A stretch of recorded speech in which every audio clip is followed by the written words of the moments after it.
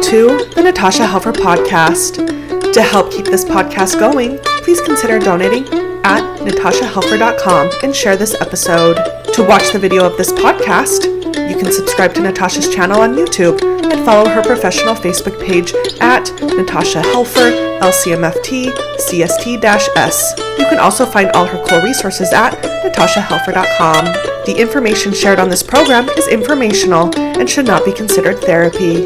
This podcast addresses many topics around mental health and sexuality and may not be suitable for minors. Some topics may elicit a trigger or emotional response, so please care for yourself accordingly. The views, thoughts, and opinions expressed by our guests are their own and do not necessarily reflect the views or feelings of Natasha Helfer or the Natasha Helfer Podcast. We provide a platform for open and diverse discussions, and it is important to recognize that different perspectives may be shared. We encourage our listeners to engage in critical thinking and form their own opinions. The intro and outro music for these episodes is by Otter Creek. Thank you for listening.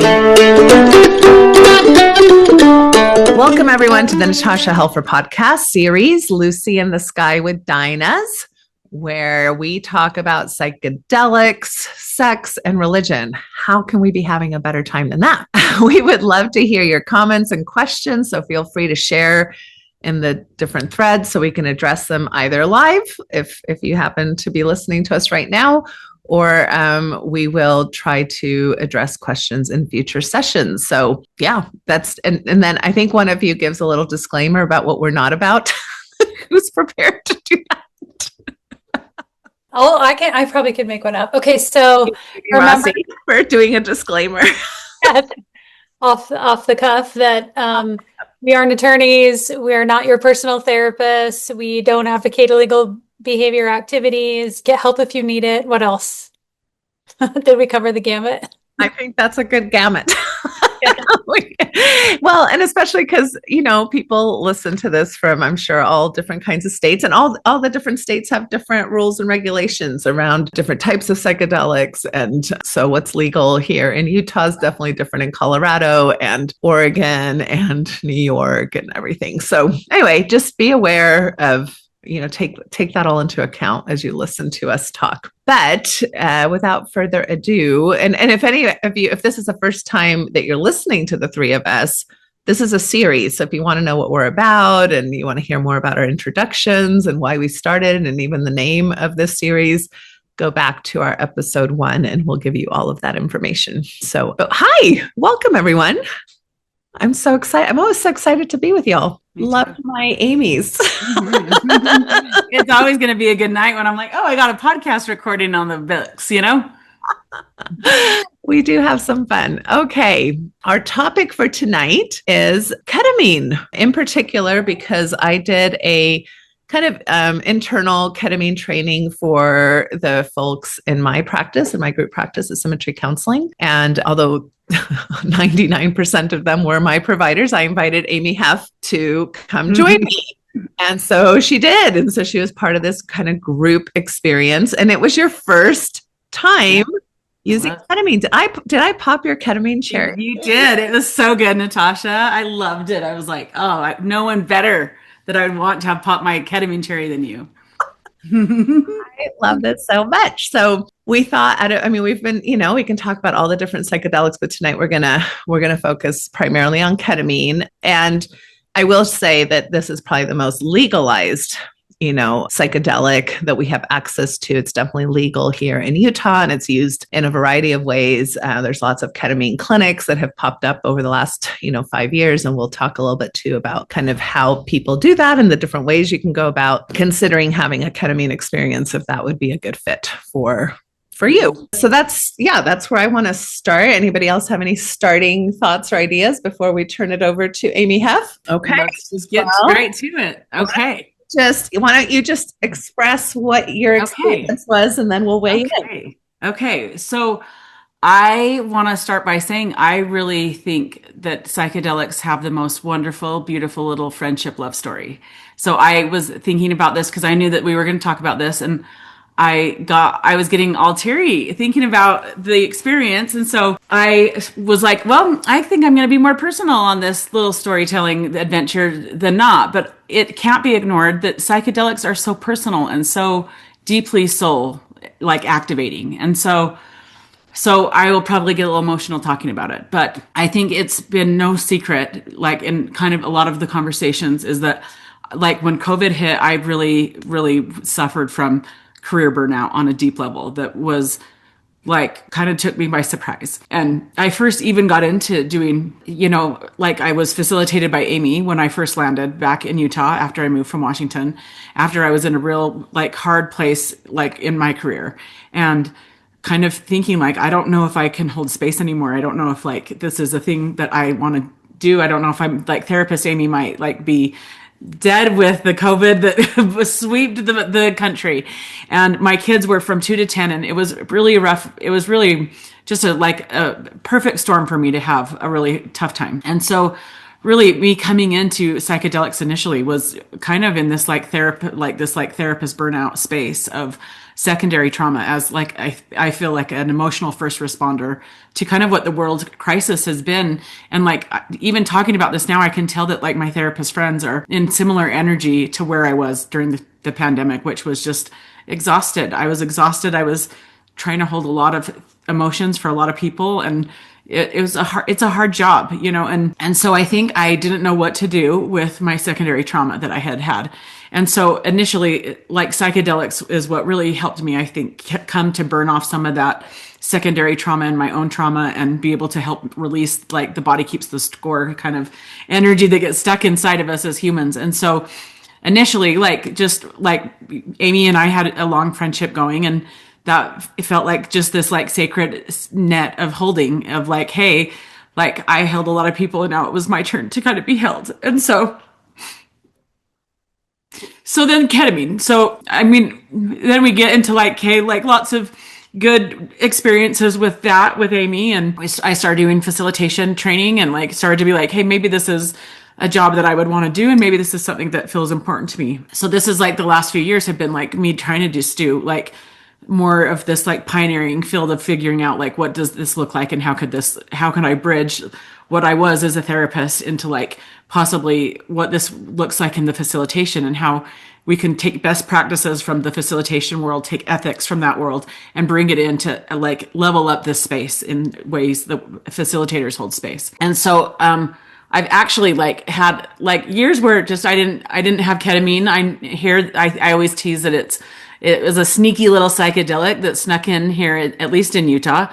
And like in like Washington, where I came from too, there's just a lot of ketamine clinics popping up. And here there's a lot of ketamine clinics here. And I think I had seen a lot of people having kind of bad experiences from not being in what I would, my like little opinionated self just says, I don't think that it was good ethical space holding, is what I would see from a lot of people coming out of these clinics, where they would kind of, this medicine would open them up in a very soul kind of way, and then they just got like sent off and out into the world. And I was like, we are opening up people's psyches. Like, be better, Utah, be better, Utah.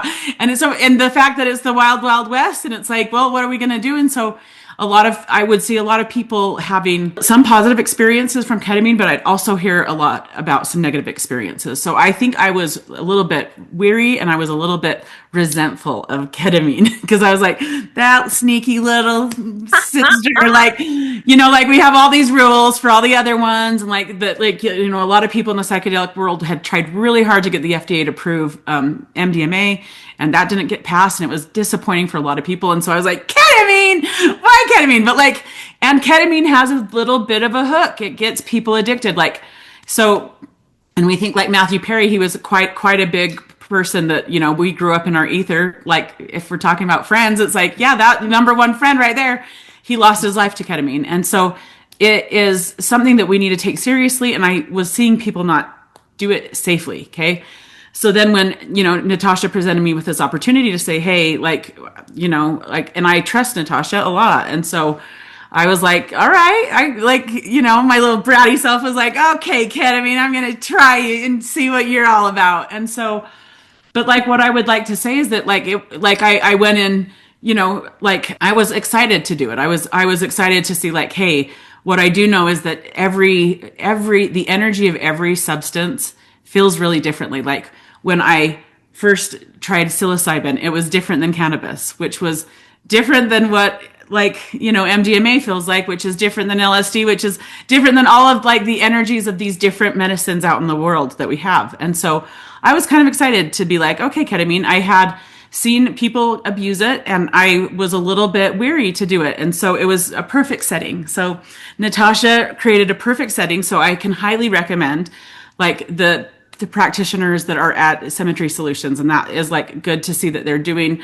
really beautiful work there. So if people have done work with Symmetry Solutions, or if you're thinking about it, I would say they're a great group of people. So Natasha did such a lovely thing. So this is what I would say was like the most unexpected lovely thing. So right when when we were dropping in, Natasha had this beautiful like music going, and up on the ceiling, kind of this like galaxy sort of like light vibes. We had the cots. We were all very contained in our own very sacred little nervous systems, And then Natasha just did the most beautiful guided meditation. And then she had specifically put together like a whole part that this is like where it gets like, where I feel tender about the fact that like we got to take care of each other, and that this work is really hard work. And it's nice to have people in different times like be able to say, hey, let me kind of hold you here. And so Natasha, it was so beautiful. She had a whole section that was just for people that were space holders, and their words were so beautiful. And like, there's been a lot of times when I haven't really known what to do with the secondary trauma of the world, and like the suffering of like the stories that you hear, and like being sex therapists. I think that like there was a heightened, like, really some like hard sexual assault and trauma that you hear. Like, I think that like, at least with our people, with like, the Mormon people, there's been a lot of just sadness with the stories that we get told about our sexuality and about like how we have to give our authority away. And so I think I had like just been in the wound for a long time. And so it's been lovely to have like the energy of the psychedelics be able to kind of help release some of that secondary trauma that I feel like I've held a lot. And so I think I was able to really get into a space where I was able to just kind of trust to see like, okay, what is this medicine going to do? And I felt held and safe enough with like the people that were there. I knew some of them, and some of them I didn't know. Some of them were new to me, but like that, like were Natasha's people. And so it felt very like safe in that way of like, hey, like we can, just express whatever needs to be expressed. And it felt very safe to just kind of emote if emotions needed to come or whatever. But it was just really, really like the most beautiful. And so different, like it definitely like right when I'm dropping in, like kind of takes you like a little elevator up into the like to the air of things, which is different than like where psilocybin is more of like a very grounding, like you get really like, oh, like when you're kind of dropping in, it feels like I'm falling into the earth and like, okay, going into my deep psyche. And like ketamine had this kind of really elevating experience, which is why I can hear from a lot of the research we hear that ketamine is such a beautiful medicine to get people out of some pretty deep depression, or what I would call like the trauma body, right? Where it's like you've had so much trauma, or you're so depressed, or you're so heavy with whatever it is that the suffering of your story is, that it's really hard to get yourself up and out of that. And I can see why ketamine specifically has an ability to do that, because it really like floated me right up to the ether of, and I don't know, it was also like Natasha's like the words and the settings, but it was very much like a very like light, soft, gentle, like a lot more gentle than I had expected ketamine to be. And that was like a lovely experience of that too. And so it was like the experience was like, I was safely held. It was like beautiful. Natasha had like just such beautiful wisdom and words to like offer the group, and that collective energy was just really, really something special. And then I was very cocky, and I didn't realize that I was supposed to have a ride home for myself. And I thought, oh no, it'll just be fine. I'm a pretty regular drug user, and so I bet I'll just like shake it off and drive myself home. But so then after we got up and we integrated and really had a beautiful conversation of like the circle up integration, and people were able to share. And it was just really nice to meet Mrs. Ketamine. And I was like, okay, I get what this is. And like, it made me really like hopeful to say like, hey, when people can do this in a safe setting where like I know that like over and over again in the psychedelic world, you hear like set and setting. And I think with ketamine also, set and setting matters. And it also matters that like you're able to integrate the images and the experiences that come up in these really, really like powerful experiences, and being able to either be witnessed or have other people integrate with you. And that's where I can see that some of these other clinics, I don't think that they're doing that as well.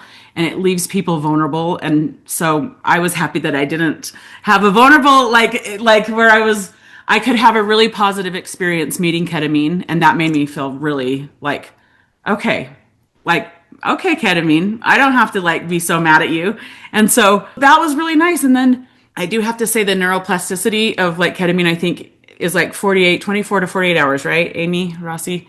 Yeah, it's shorter than some of the the psilocybin experiences that I've been, that I've had more experience with. And so, but I do have to say that it was actually it really kept my soul space open for about a week. I would say it was still really present in me. The medicine felt like it was still really active in me and teaching me things and really holding me in a soft way.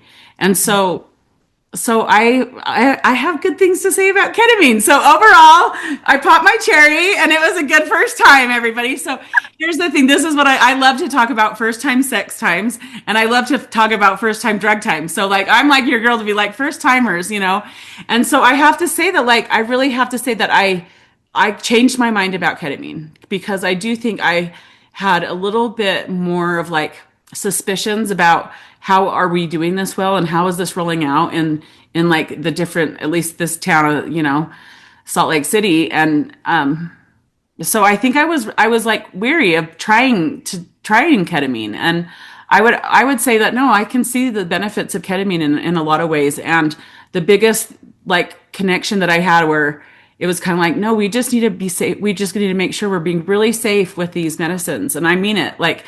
I'll stand on my little soapbox and be we need to be safe with these medicines. They're important to be safe with. And so I would overall say wow, really positive. Thank you, Natasha, for having such a wonderful friendship love story with me. And so that you could we could meet at that crossroads, because many of the callers will know that Natasha got excommunicated in April of 2021. And it was quite impactful to all of the therapists of the group of us. And it was really important for me that experience happened. And even though it was happening to Natasha, it was kind of happening to a lot of us in the way of what we were witnessing from that institution and how they were treating you. And so on a really cosmic witchy spiritual level, I have felt cosmically connected to you, Natasha, in many, many ways. And so it's been nice to be able to have sacred experiences with you where I've been able to witness you and hold you, and then you've been able to do it back for me. And I feel these medicines teach us so much about how to really connect and how to human well and how to sister well. It's I've had really sacred experiences with both of you where that humaning and that witnessing is really almost even more important than the medicine itself, to be able to say I can allow my nervous system to be safe enough and relaxed enough where I could let myself be seen by people who really love me and care for me. And I think that in itself is such a holy, sacred experience of being humans together and having these medicines help facilitate connection and being able to be witnessed for how hard life is sometimes. So it was so special. So I feel complete in sharing my testimony of ketamine and my first time experience, but really wow, I would say that if people are in a really kind of dark place, that's a really beautiful option. It's a legal option here in Utah where people would go and they would meet with your nurse practitioner, Natasha, or there's a lot of different clinics, but I'm gonna promote Natasha's ability that way. And so I know it's you meet with her nurse practitioner or I think it's an MP, right? Yeah, he's a psychiatric nurse practitioner who works with us. Okay. Yeah. And so you would make an appointment for that. And then you would get the medicine at a pharmacy. And then you would be able to set up your experience that would be a more guided ketamine assisted kind of experience. And I'm yeah. People should do it. People should do it. Yeah. I can see how important it is. So. Okay, so first of all, that was a lot of beautiful things you just said, especially about you and me. So yeah. I just want to hold space for that. Yeah, it's hard to be friends and it's hard to human. It's nice when people make effort to opt in and say, hey, I want to see you and be connected to you. And so I've appreciated that. Yeah. And I really appreciate you sharing all of that. I'm wondering if I can turn the time over to you, Aimee Rossi, for you to explain more clearly the different ways people are experiencing ketamine and why we are concerned about even legal clinical ways that are not necessarily tapping into the research we have that show how important it is to have not just the biological medical experience of ketamine, but more the healing, integration, relational part of ketamine. So take it away, Aimee, Rossi. Okay. Well, thanks, Aim, for kicking us off because I'm like you, I love to hear people's experiences with these medicines and how they affect them. And so yeah, it was really beautiful. And I'm so glad you came back to Salt Lake. I don't want to get too personal, but what a gift that was to me for the universe. Like my life definitely got way more fun. So I agree. Mm-hmm. So, okay, so what I want to say about these medicines is this, like in my dream psychedelic like plan of like for hope and healing and awakening, I probably wouldn't have chose ketamine to legalize. Like I understand why they did. It is a shorter acting medicine, right? So you're in and out usually in a few hours, like by the time you get all the way in and all the way out, right? But it does have its drawbacks a little bit, which is because it's a shorter experience, you're going to have less of that neuroplastic state afterwards, what Aimee was talking about. So with ketamine, it is about 48 hours. Sometimes it's a little bit more. I say when you use your neuroplasticity, it stays longer the more you use it. Right. But I also understand why, right? I understand why they chose this medicine to move it into a Schedule 3 and have us use it. So like Aimee Hef, I have some mixed feelings about it, but I think overall, this is what we've got. This is what we've got. This is what's legal. And what's legal. And it's actually a really great way to attend to your own personal inner stuff. And this is what I want to say. I, like Aimee, think it is a wonderful tool, especially for people who are in really low lows. What the research is showing is that ketamine especially is really great for bumping people out of really like if they almost like suicidal ideation. Of course, you're going to have to get your therapist to see what, if you're the right fit, but it is good for the low lows because they'll kind of bump you up like that up energy is very much ketamine. And so it's really great for that. As far as the long-term neural connectivity, neuroplasticity, we don't really see that. What studies are showing, though, what we do know from the studies is that just using ketamine alone, you're not going to get the full benefit. And this is why I'm a real proponent for something that we're not even studying yet. And I don't think very many clinics in Utah are even doing. I know Symmetry does it, which I was so glad to hear. And this is where I see the future of ketamine and the future of psychedelics going, especially with ketamine, is a more psycholytic, psychotherapeutic approach. And what I mean by psycholytic is low dose ketamine used with a therapist, and you're kind of doing therapy with the ketamine in conjunction. What I see a lot in clinics, and I'm not necessarily saying this is bad or wrong, but I think there are lots of ways to work with ketamine. What I see right now is a lot of people doing intramuscularly or intravenously, and they're kind of having these really big experiences, right? Sometimes, like Aimee said, they're just kind of left in a room. Sometimes there's a nurse there, sometimes there's not. Sometimes they do therapy after, really the integration part. Sometimes they don't.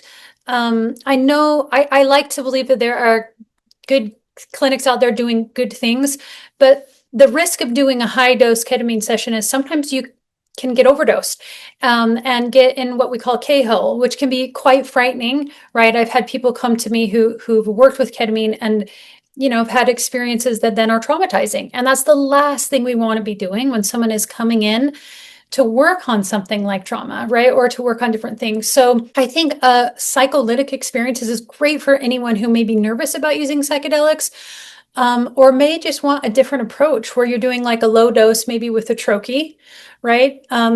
In a perfect world, I would love to see this used similar to like a dentist, where like a pharmacy, the dentist has the prescription things to use in your mouth, right? They don't give it to you to use. ideally, I would like to see that kind of happen in the future some way where it is administered and they kind of give you the troche as you're there, right? Because it does have this addictive quality that Aimee talked about, which some of the more traditional psychedelics like psilocybin and LSD don't have that addictive quality. Usually after you do use those medicines, you're like, maybe never again, where ketamine is sometimes different. It does make people feel better, which is the goal, right? And sometimes people who are so depressed, struggling so much, it can feel really, wow, I felt really great. Maybe I want to take more and do that myself and like take more and more because it feels so good to not feel bad, So I'm glad we're having this conversation because I think for me, this is a way that I would love to see even other ketamine clinics here in Utah start accessing, like Aimee Hef, I'm really a fan of ethics and safety and efficacy. And I think this is another way that ketamine can be used that we're not talking about enough, which is like a low dose therapeutic session. And what I see when it's used that way, so what is able to do is when it's in that low dose, someone's able to maybe they still will have images. They still might have things come up that are more like, the kind of the way that we see these different images, the way the psyche kind of works and it's in that space. But what I see is when you're in that psycholytic space, you may have enough of that, default mode network or ego, whatever you want to call it, quiet down enough so that these other parts can come forward. And I really see that in a psycholytic way, it can kind of almost help people feel safe to talk about things that may be otherwise difficult to talk about, even with a trusted therapist that they've had a long history with. Sometimes it's just hard to talk about things that are hard to talk about that are, so I think it's a tool in a toolbox. And I think when used really ethically and really safely is super effective. And yeah, I have a lot to say, but I think I'll pause there. I also want to say, well, I won't pause there. I want to say this is not just for people who have intense trauma, right? I want to say I would love to see this picked up by people in like first responders or people like Aimee was saying, space holders who have that secondary trauma. I sometimes think people think psychedelic psychotherapy is just for like if you have like childhood trauma or something. And I actually disagree. I think it can be used in so many different ways. With a good trained therapist, it is just another tool that can take the therapy just a little bit deeper. So yeah, I'll pause there. That was a lot. Thank you, both of you. I have so many thoughts to things that both of you said. I agree with the whole idea that you don't need to have severe depression or severe levels of PTSD or even CPTSD to benefit from these medicines. And right now, although you do need those kinds of diagnoses and you need to be seen at like a hospital setting in order for any type of ketamine treatment to be covered by insurance. If you're willing to self-pay, there's no restriction to why you would use some of these meds, and so we at Symmetry Counseling, which by the way, we rebranded to Symmetry Counseling instead of Symmetry Solutions, because when people would look up Symmetry Solutions, you got to AI stuff instead of mental health stuff.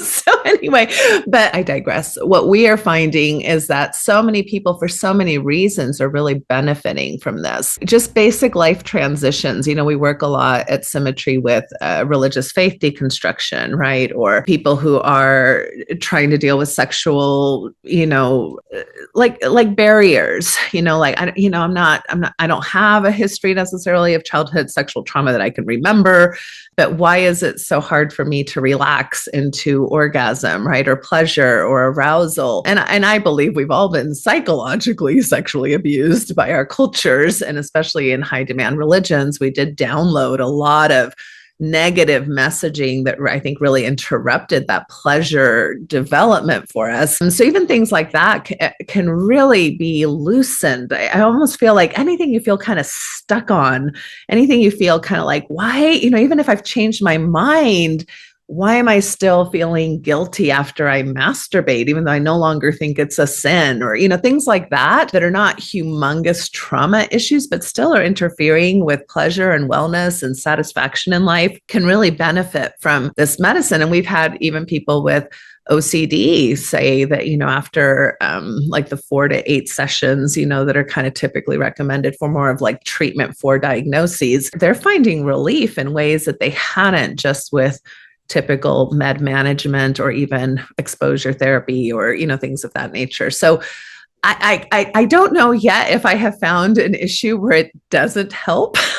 And it's kind of in a really beautiful way. And I will say, I understand that, like, I want to be careful a little bit about having people understand, how when the two of you are talking about how long this window is of neuroplasticity, that is kind of like active neural new pathways potentially shifting and changing.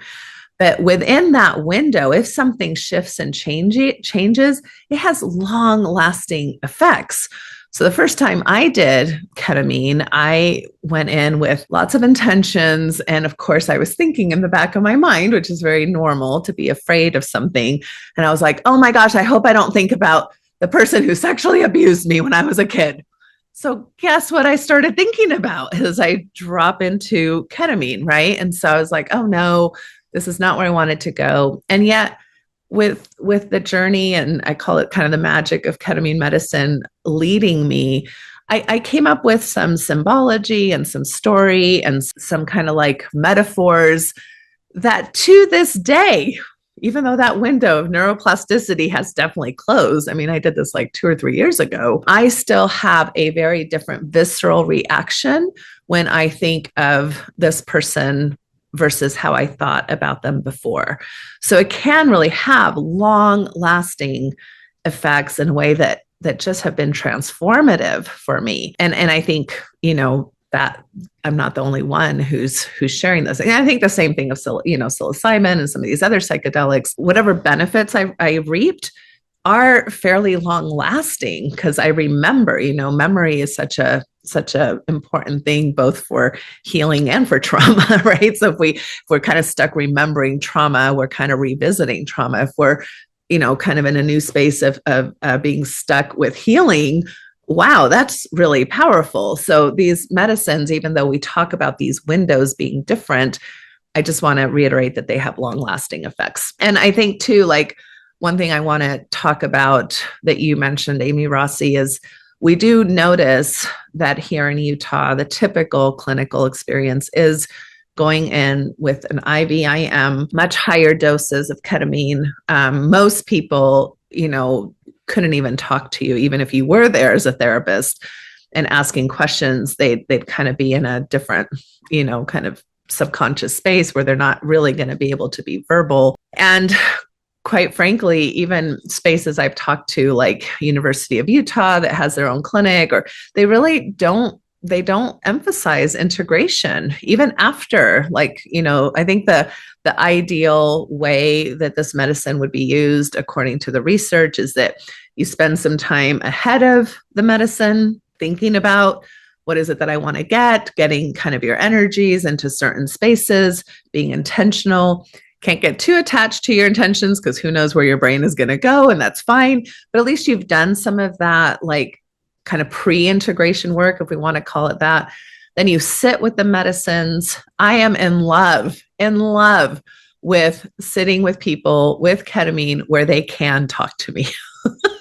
In love with that approach, right? And just the beauty that comes out, the language that comes out. I write everything down immediately because I'm like, this is, for me, it feels like inner scripture that people are coming up with as far as perspective and again, like symbols and ritual and all these things that are just so healing to the human psyche. And they come up with it themselves. We can do a lot of things with a ketamine session where we might go back in history, do inner child work, do what we call time travel, where you go back to a thing and say, well, how would you want to approach that today? And what's so wonderful and kind of horrible about the brain is that the brain is kind of stupid and doesn't know that you're just pretending. It feels real to the brain. And so now you're taking this moment in a safe space with hopefully a person who knows how to guide you well and isn't imposing their own issues onto you. And you can revisit these traumatic experiences, somewhat dissociated, like healthy dissociation. I think sometimes we think of dissociation as only unhealthy, but dissociation is a way for your body to survive trauma. And the only reason it becomes maladaptive is because every time that memory comes up, it goes back, oh, we've got to dissociate again to protect you from that memory, because parts of your brain think that you're currently in danger.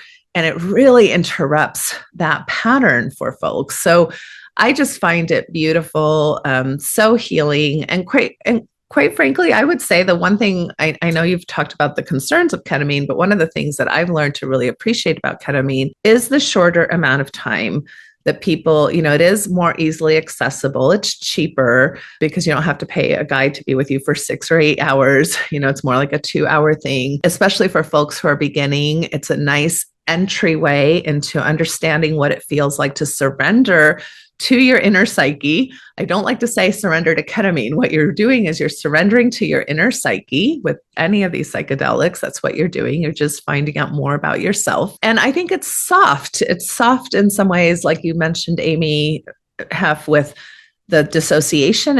Things don't feel as heavy.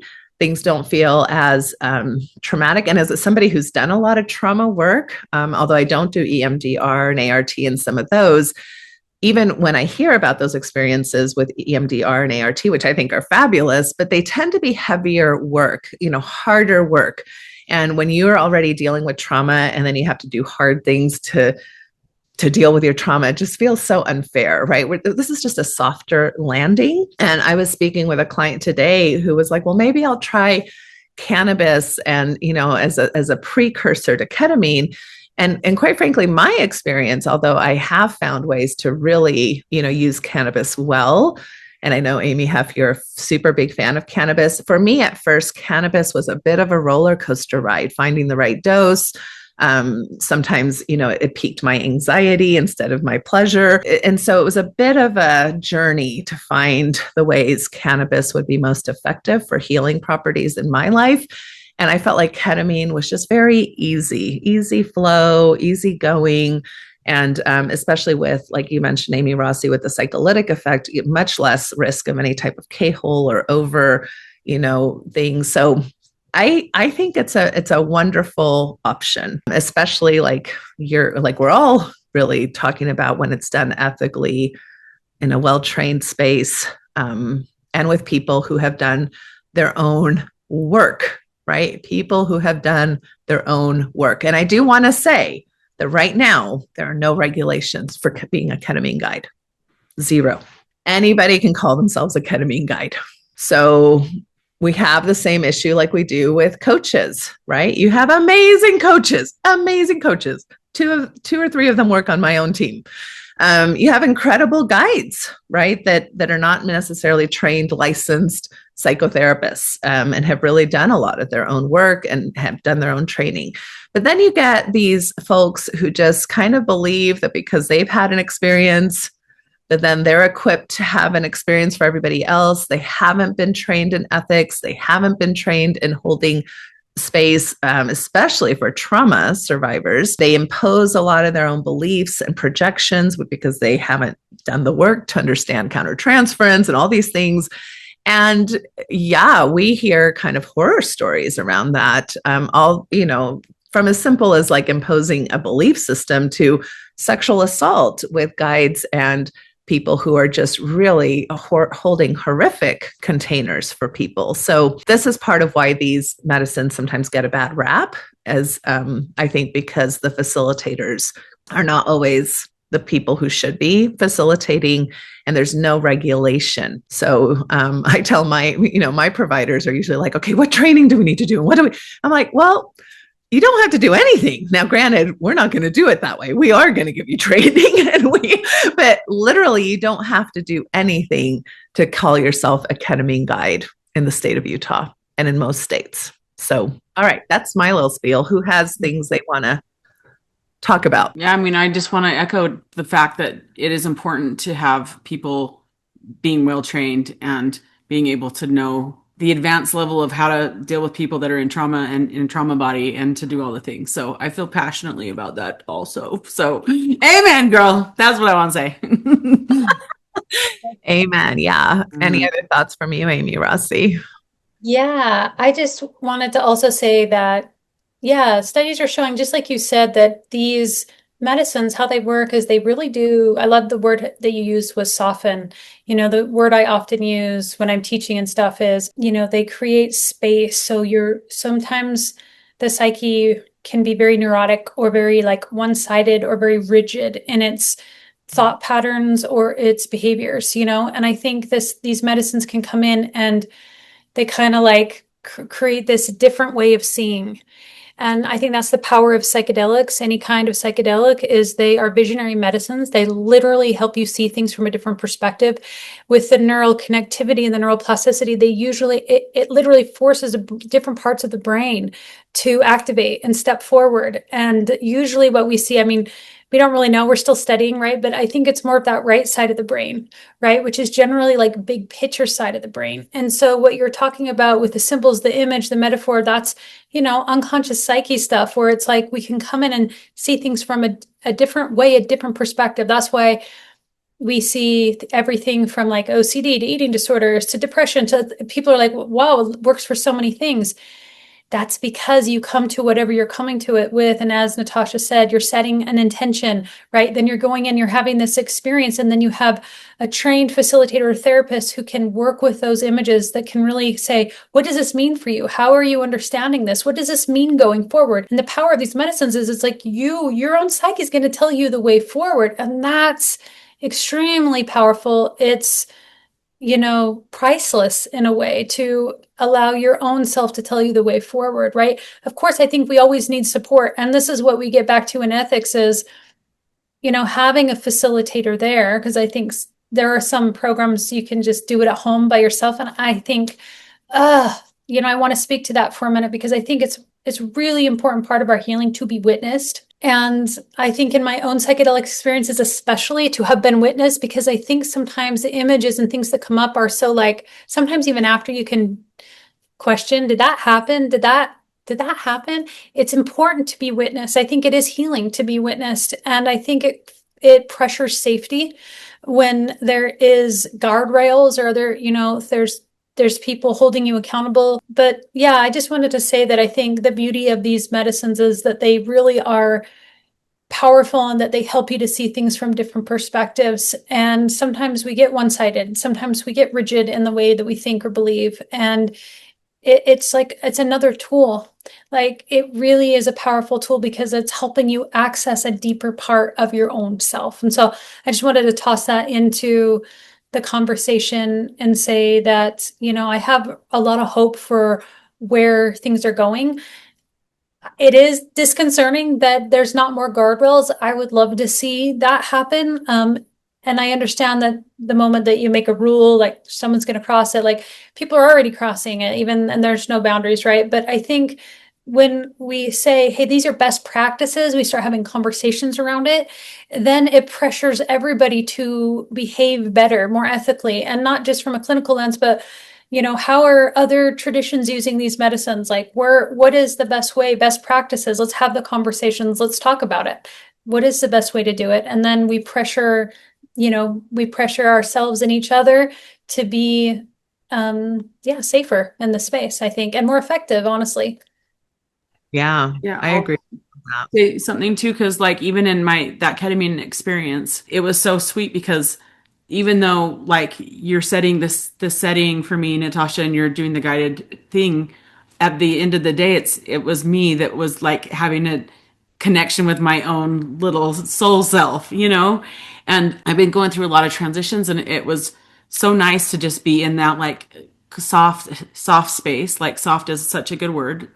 I've been saying it a lot, soft. And it's like being able to just say, like I had like ketamine or the connection of it when I was in that soul space, just say, hey, everything's going to be okay. Like everything's gonna be okay, Amy. Like, and it was so nice that even in like that magic energy that is it's a specific kind of frequency for every single medicine is different. And like, so I was able to be like, ooh, this is the frequency of ketamine. Okay. And then just being in that light held space, and then being able to just like, it was probably about 2 hours that you were kind of doing sort of a guided meditation thing. I think it was a good amount of time, and being able to like kind of come back down into my body and just be like, oh, like we're all just silly little wild animals. Like, really, it was nice to be able to zoom out and just say, like, we're gonna be fine. Like, there is noise, there is anxiety, there is transitions, there's like the east winds of Mary Poppins blowing into my life. Like, it's like, oh, the winds are blowing in change. And I was still able to say like, hey, it's gonna be fine. Like, your life is full of joy, Amy, and like, you're a delight, and like, just keep living into the great life that you want to be living, and so it's nice because like how Aimee was talking about, sometimes we get so rigid and fixed in like the suffering of our little stories, and it's okay. We all need to do the little navel gazing for a minute and be like, I'm sad. And it's like, we are sad. Why are we sad? Let's feel some feelings, like, let's get some feelings on the table and feel them. And it's like, I do feel like it was a really sweet, gentle experience that I think, I for myself am so grateful that I was able to have that, and then have my soul remind me like, hey, everything's gonna be okay. Like, things are hard, and like there's hard things that like life will offer, and no doubt we won't get out of life without suffering. But like, how do we also be like, isn't it a gift to be alive? Like, oh my gosh, we're conscious. We woke up, and I woke up in a Mormon one on this timeline, and like, holy smokes. And just like being able to see like, okay, and like, we're all just little wild animals again. That just reminder of how small we are, and how beautiful it is that we get to just even be connected, and even get to like exist together. Like, what a joy. And so that was a really nice, like, kind of like when I was coming down, like coming back into the things, and just being like, you know what? I got some cool friends. I got some cool things I'm up to on this timeline. And like, let's like make some change, and let's do some good in the world. And like, let's have it be effective and safe and ethical. And like, let's go, And so I do feel a fire in my little heart about how this, like specifically ketamine, can be helpful for the people of the Utah land that is legal here, and this is where I'm landed. And I'm like, hey, let's see how we can help some of that rigid, deeply imprinted downloads that like we got as a collective people of just being in America, and just having whatever life stories we've had. And so I feel passionate to say like, let's harness this for good and make some good change for the world. So I love that. yeah.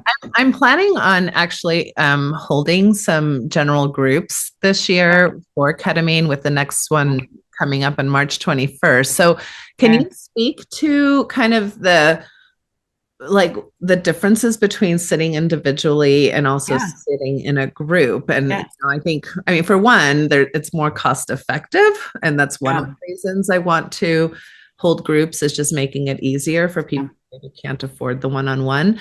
But there's lots of other benefits too. So do you want to talk about that really quick? Yeah, I definitely think there's some good benefits to doing like one-on-ones, but if it's not affordable, or also I just want to say, even if it is affordable, there's something to be said about like doing a communal kind of experience where you go in and there might be some like circled round, shared, here's what our intentions are, here's what I'm hoping to like go into, and then being able to have the experience together, and then being able to come back and say, wow, this is what it was like for somebody else. It's really nice to witness other people's experience, because then you realize, oh, there's all kinds of things that can come out of these, and just being able to like hear and learn from other people is such beautiful wisdom. Because me and Aimee talk quite a bit about like trying to move out of a hierarchy and move into more of this like shoulder to shoulder, knee to knee approach. And I do think in these experiences, it does help you realize like, we're all just again, shoulder to shoulder, knee to knee. And like, there's not anyone that's a guru, or it needs to be followed, or needs to be an influencer, or somehow has more knowing about me than I do about me. Right. I think that when we are raised in a high demand religion, there's a lot of like pressure to conform and accommodate and to give your authority away, and to be able to try to learn how do I then live in the world in my own authority space, but also still be connected with other people. I think that these communal experiences are pretty powerful and pretty magical. Of course, a lot of people are nervous because they're saying, this is so raw and vulnerable, and I'm going to go into this. And like, obviously I knew some of the people that I was doing this experience with Natasha, because we're colleagues and we had kind of a colleague professional thing. And obviously I was like, these are people that are therapists, so I expect the caliber of emotional sharing to be at a certain level. And it was like, it's true. Like, I'm like, yep, I'm attracted to therapists. I like them as humans. And they, I'm like, so there was a safety there that was nice. But I do have to say that there's a lot of people that get nervous to do kind of a communal experience, but people are really lovely. And mostly people that are wanting to go for heightened awareness. Like if they're looking to like better themselves, you can usually, of course there's people that can be annoying, but for the most part, I think people are really interesting to get to be able to see what their experiences were like, and what on a collective shared like mycelium network. I know that ketamine isn't the mycelium network, but I do feel like that magic frequency puts you into a realm where there is a lot of mind melding abilities and like psychic gift abilities to be able to connect with the people that are around you. And so there is something to be said for that you can't get when it's just like a one-on-one. There's things that you can get that are, you can go a little deeper into your own story in a one-on-one, but you do miss some of that collective sharing that I think is really special and magical when you do it with a group. So I agree. And I would also say that I have found it to be very helpful for couples, not for both of them to be doing it at the same time, but for one to witness the other. Couples therapy stuff has been very helpful. But Aimee, Rossi, what would you like to say? Oh, yeah. I was just going to say, this is somewhere where I think, I like this. I like this idea. I think there's something really beautiful about just the human experience and the tribal nature of humans, that coming together on a level to do kind of like communal healing is really powerful. Not that you're all going in on the same thing, but like Aimee said, coming out and being able to be witnessed. For me, I know that has been such a huge thing, being witnessed not only by the space holders, but people in my life, right? Or to come together and say, just to see like, wow, people are moving through different things. I've sat in a lot of, not just even ketamine, but different plant medicine experiences. And it is powerful to witness other people and to be witnessed. And I don't know, the dreamer in me would like to see, maybe there's a way where, I know Aimee we've held a lot of space together, but like family systems, we've done other kind of medicines, but I could see, I'm curious what would happen if people did come in, with a similar intention in a group setting, and maybe it was a family system and people all wanted to come together. Like I could see that being really beautiful, there is often harm done and trauma in systems, and so I think the idea of offering healing system space feels really nice, sounds really nice. So I like to see where this may go in the future and things that may unfold, because I think there's something really special to coming in and like shoulder to shoulder, knee to knee with people. Yeah. Okay. You had mentioned really fast, I know we don't have a whole lot of time left, but Aimee Hef, you had mentioned that you had planned to drive home. So one of our policies at Symmetry is that you're not allowed, you're not allowed to drive home afterwards. And we want you to wait until the next day to drive again.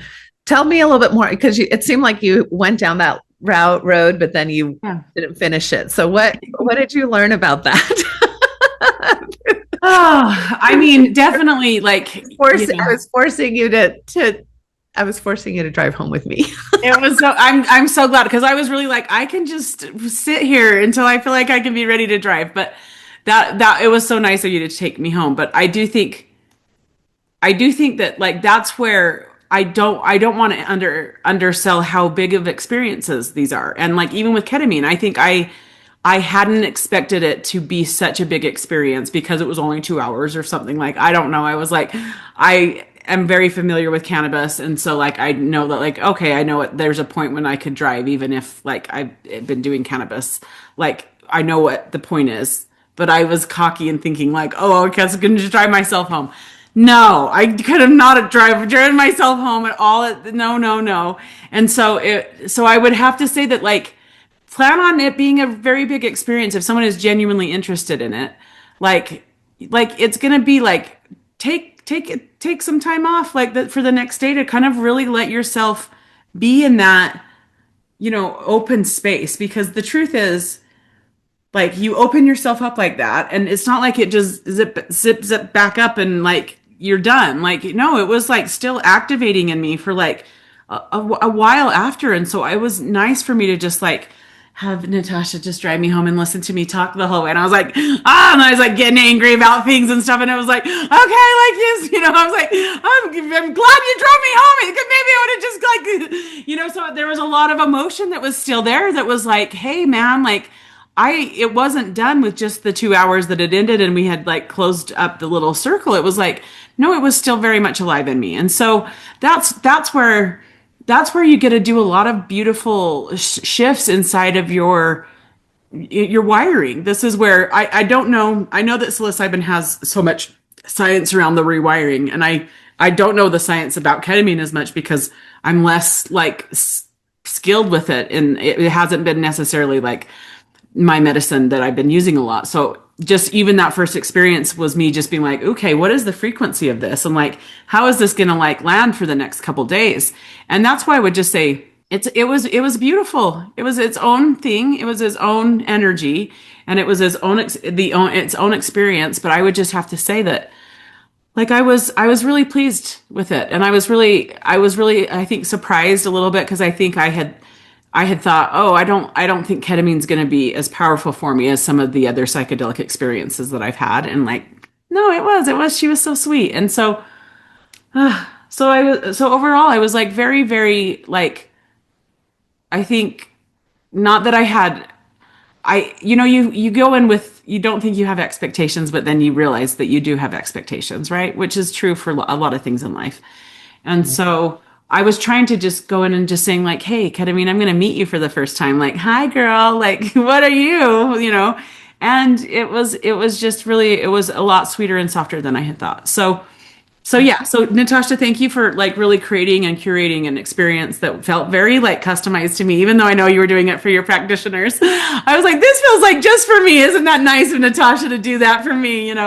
But it is like very nice when someone can be really intentional with how they create ceremony space. Like for me, it does feel like a sacrament. It does feel like I'm ceremonially and ritualistically like meeting this part of my spiritual side. I am very spiritual, and that has taken me a long time to be able to feel like that confident in me being able to say like, I like the spiritual things. I'm very ritualistic.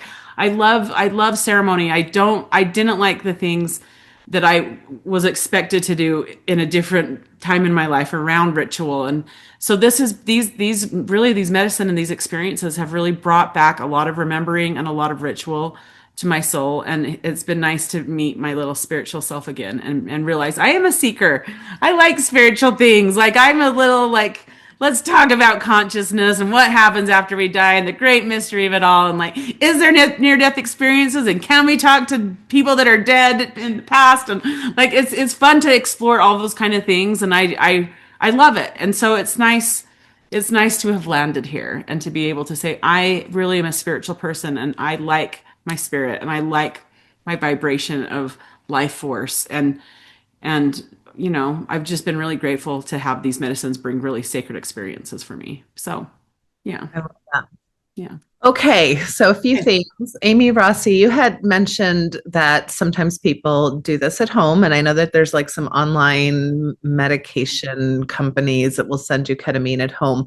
I want to just remind everybody that we are all facilitators. I have done like ketamine guiding through telehealth, and because sometimes people are more comfortable in their home environment, in their own bedroom, with their own spaces. And so you can do the at-home experience with a facilitator still there, talking you through it, creating the containers. And all three of us offer those kinds of services as well.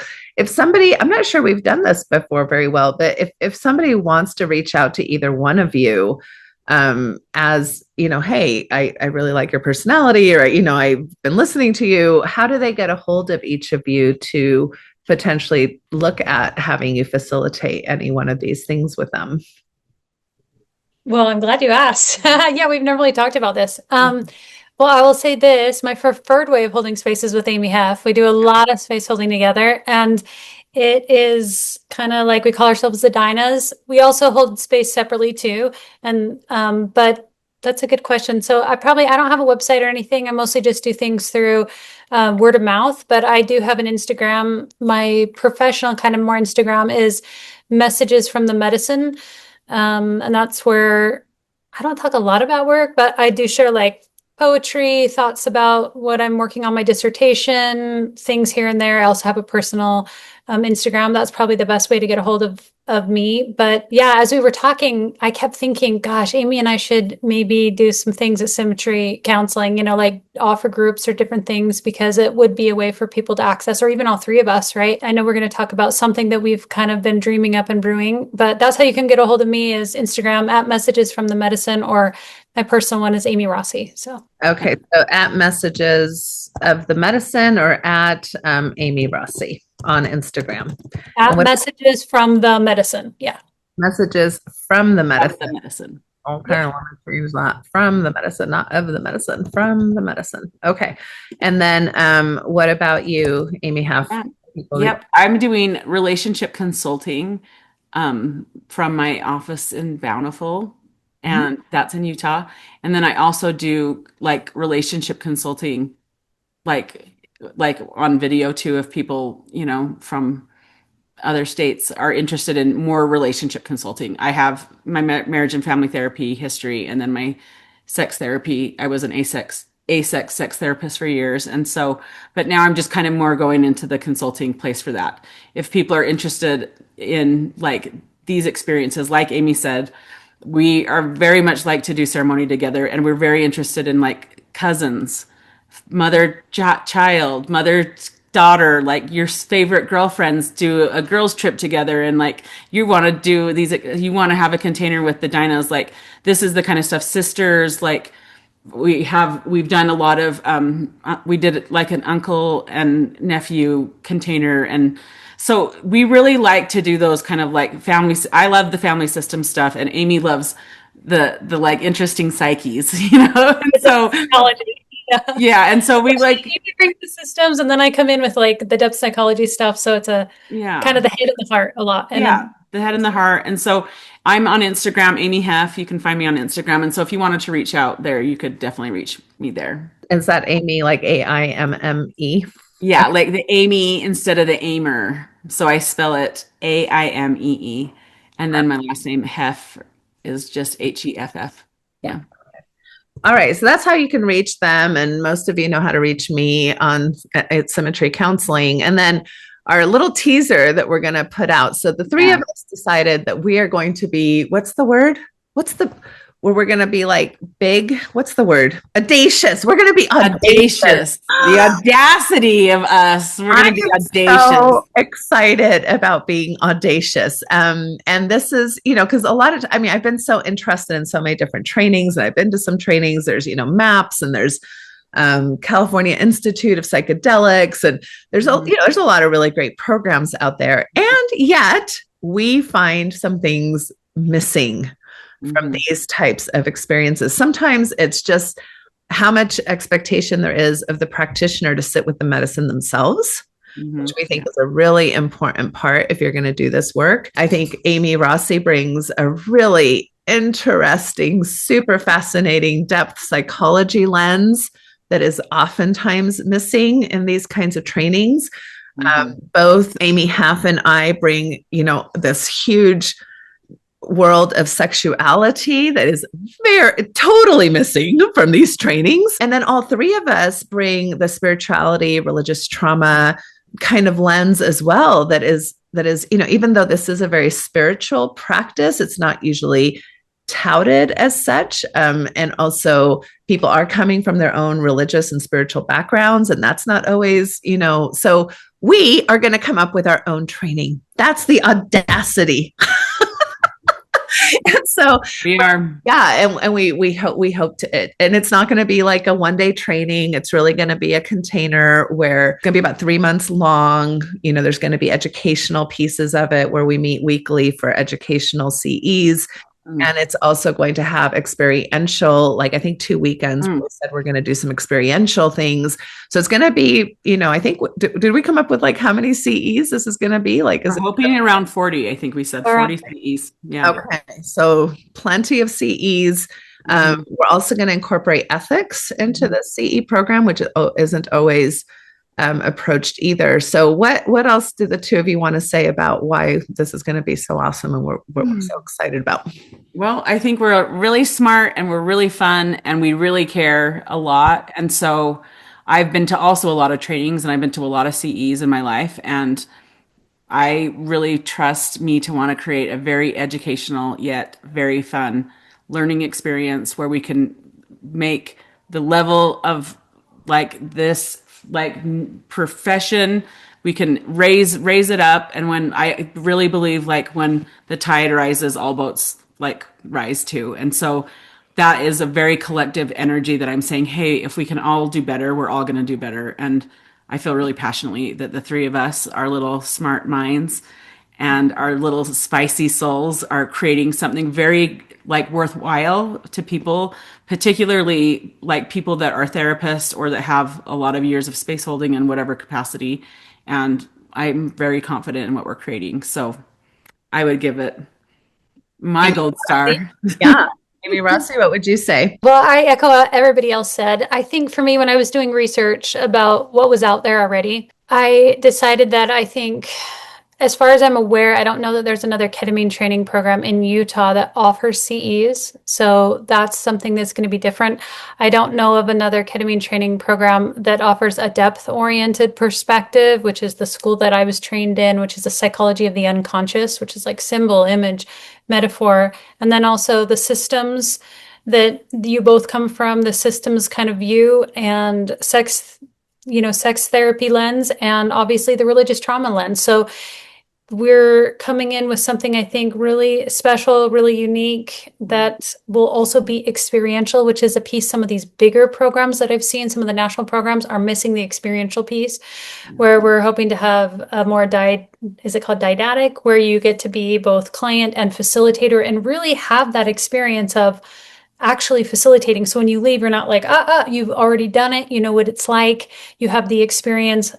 3 months of training, you're going to be well equipped to go out into the field and say, I'm doing this from an ethical, safe, and really like knowledgeable place. Yeah. So, and it's going to be, at least, I mean, anybody's welcome to join us, but at least here in Utah, we don't have a lot of local programs that are offering these things. So it'll be kind of a local option for people who at least live in this Rocky Mountain area.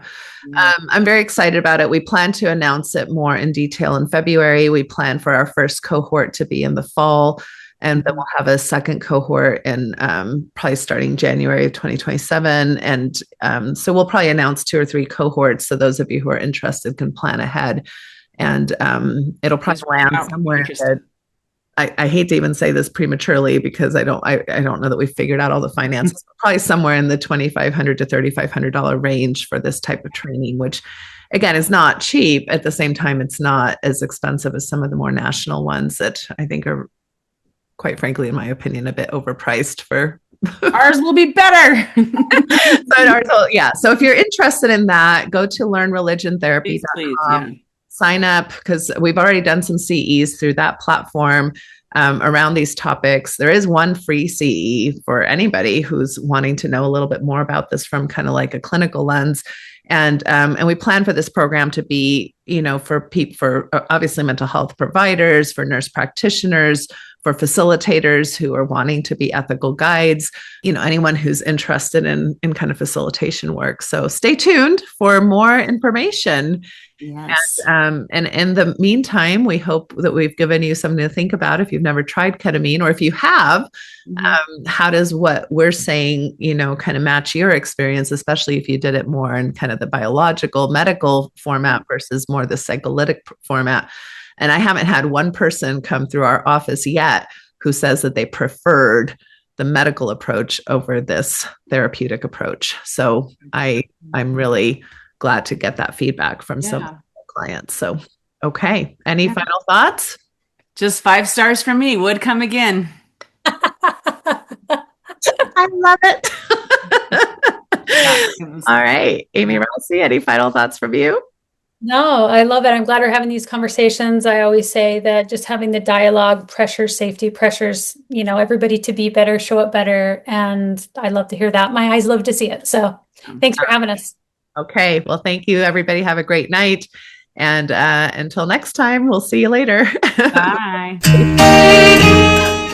Thank you for listening to the Natasha Helfer Podcast. To help keep this podcast going, please consider donating at natashahelfer.com and share this episode. To watch the video of this podcast, you can subscribe to Natasha's channel on YouTube and follow her professional Facebook page at Natasha Helfer, LCMFT, CST-S. You can also find all her cool resources at natashahelfer.com. The information shared on this program is informational and should not be considered therapy. This podcast addresses many topics around mental health and sexuality and may not be suitable for minors. Some topics may elicit a trigger or emotional response, so please care for yourself accordingly. The views, thoughts, and opinions expressed by our guests are their own and do not necessarily reflect the views or feelings of Natasha Helfer or the Natasha Helfer Podcast. We provide a platform for open and diverse discussions, and it is important to recognize that different perspectives may be shared. We encourage our listeners to engage in critical thinking and form their own opinions. The intro and outro music for these episodes is by Otter Creek. Thank you for listening. There is a place where time slows to nature's pace, and there is space there to find yourself in her embrace. Some places should be left alone.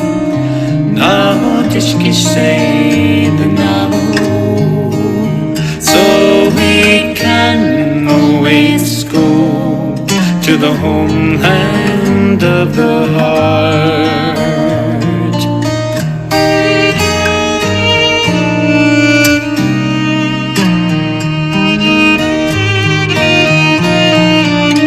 10,000 years of our human history etched on her canyon walls, alongside Earth's mysteries. Some places should be left alone. Naho tishki say the Navajo, so we can always go to the homeland of the heart, to the homeland of the heart.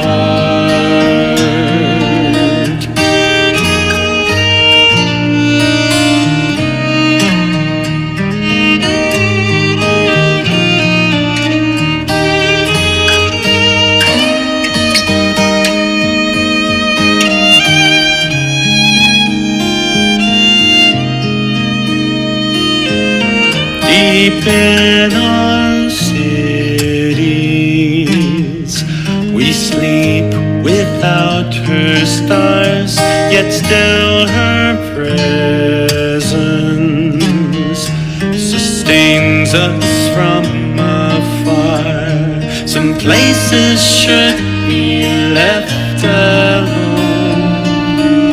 Naho tishki say the Navajo, so we can always go to the homeland of the heart, to the homeland of the heart, to the homeland